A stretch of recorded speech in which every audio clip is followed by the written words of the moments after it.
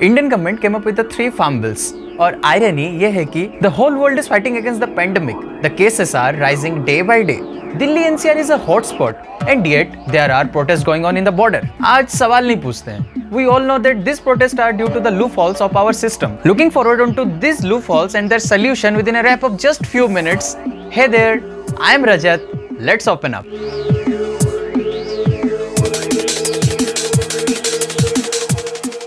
Our Indian agriculture can be considered as an enterprise with 2 distinct components. Number 1 is the production activities. Number 2 is the post-production activities. Production activities और food production के मामले में India has become a self-sufficient. Oh my God! पर जहाँ तक post-production की बात आती है, here India lags. And here comes the system's first loophole. The quantities of marketable surplus have multiplied by 10 times within the last 50 years. आसान भाषा में बताऊं तो हमारे यहाँ फूड प्रोडक्शन तो सही तरह से होती है, मगर हमारी एग्रीकल्चर एंड मार्केटिंग इंफ्रास्ट्रक्चर आज भी आउटडेटेड मानी जाती है. Looking into this first loophole, Indian government came up with the 3 Farm Acts. Number 1, Farmers Produce Trade and Commerce Promotion and Facilitation Act 2020. अरे कहना क्या चाहते हो? ये इतना भारी भरकम सा एक्ट आखिर है क्या? आफ्टर रीडिंग द मैंडेट, आपको आसान भाषा में बताऊं तो this act totally focused on the freedom to the farmers. Freedom to sell their production to anyone anywhere in this country. Freedom to sell their production outside the APMC mandis. Freedom to sell their production to the third party directly, that is exporter, processor, traders or the consumer. The only thing it will be required is a PAN card. जहाँ पर production directly third party को बेची जाएगी, वहाँ पर dispute तो होनी ही है. So this act also included a dispute resolution mechanism, which will be headed by the sub-divisional magistrate. More freedom to the farmers, मतलब उतनी ही प्रोडक्शन की सेल बढ़ेगी. More the sell, more will be the business. और जितनी ही business बढ़ेगी, उतना ही profit बढ़ेगा. पैसा ही पैसा होगा.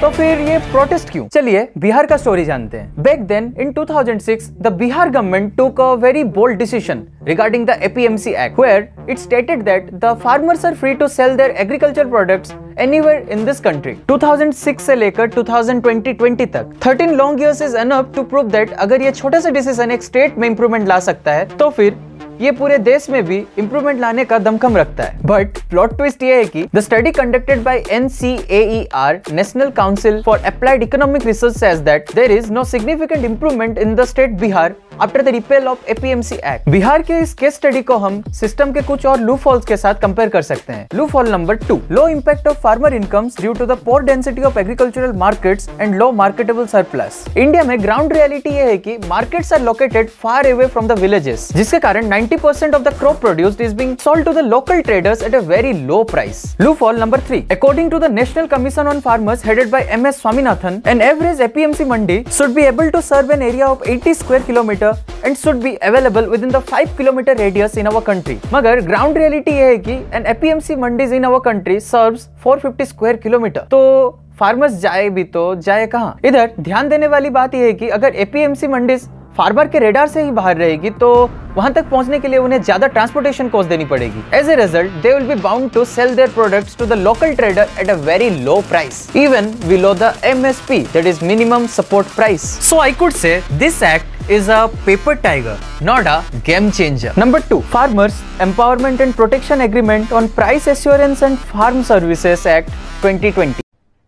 अरे कहना क्या चाहते हो? I will explain. After reading the mandate, आसान भाषा में बताऊं तो this act totally speaks about the promotion of the contract farming, जहां बड़े-बड़े MNCs अपने required product के हिसाब से फार्मर से डायरेक्ट डील कर सकते हैं. In short, the MNCs will give the required inputs which the farmer will need, and in return, the farmer needs to sell their product within a fixed price which was set during the contract. This act will surely promote the investment, will eliminate the middleman, supply chain को बढ़ावा देगी, food processing industries को boost करेगी. मगर all these benefits are nowhere if we give it a comparison with the ground reality in our country. Loophole number 4. Look, we need to accept that a large population of our Indian farmers are not that qualified that they could choose a right contract. Here, the MNCs will surely play a game and they could cheat the farmers and get a good profit. We need to accept this also, that a large population of Indian farmers are not that rich and also have very small lands. So there is no much benefits for the small and the marginal farmers over here. Loophole number 6.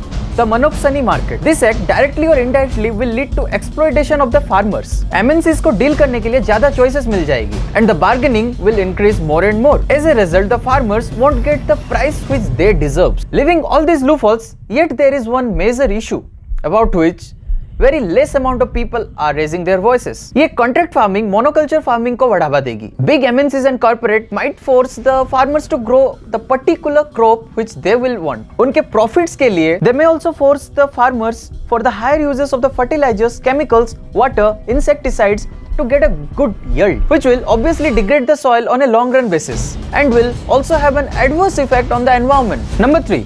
The amendment of the Essential Commodities Act 2020. I personally don't feel to discuss this particular act as it is nothing to do with the ground reality, and even the Economic Survey of 2019-20 has recommended to abolish this ECA. Okay, now the most significant one, the solution part. अगर government को किसान की भलाई के लिए कुछ करना ही है तो first thing, it should amend the act and it should add that the price paid to the farmers should always be greater than that of the MSP, that is minimum support price. Second thing, it should try to increase the marketing density so as the farmers could reach out to that markets and get a good deal for them. Third thing, the government must try to link all those markets to eNAM. Fourth, the dispute resolution mechanism should be strengthened more and more. बस SDM के होने से और consolation board के होने से कुछ होने वाला नहीं है. We need to hit the ground reality. Fifth thing, government must start educating the farmers to deal with the right contract. सही कॉन्ट्रैक्ट है कि नहीं, ये प्रॉफिट देगी या लॉस देगी, ये फार्मर्स को बताना बहुत ही जरूरी है. And the last and the most important one which I feel, the government must try to promote the organic farming throughout the country and educate the farmers about the environment's adverse effect in a long run basis. Look, all this protest going on doesn't sums up with the farmers only. The states are unhappy, the traders are unhappy. Traders की चिंता ये है कि they will be losing the political influence and also about the dismantling of the market. बहुत सारे state इस तीनों act से नाखुश है as this is a challenge to the federalism. Agriculture is a subject which comes under the state list. Only by the entry 33, the trade and commerce of agricultural marketing is added to the concurrent list under the first amendment. उसे इस बात की है कि जय जवान जय किसान के नारे हम आज तक भूले नहीं है, मगर दुख इस बात की है कि जिस किसान की हम जय जयकार करते हैं वो आज रास्ते पर उतर आए हैं and are protesting for their prior rights. And by letting you guys know about this very small fact, it does make sense to me.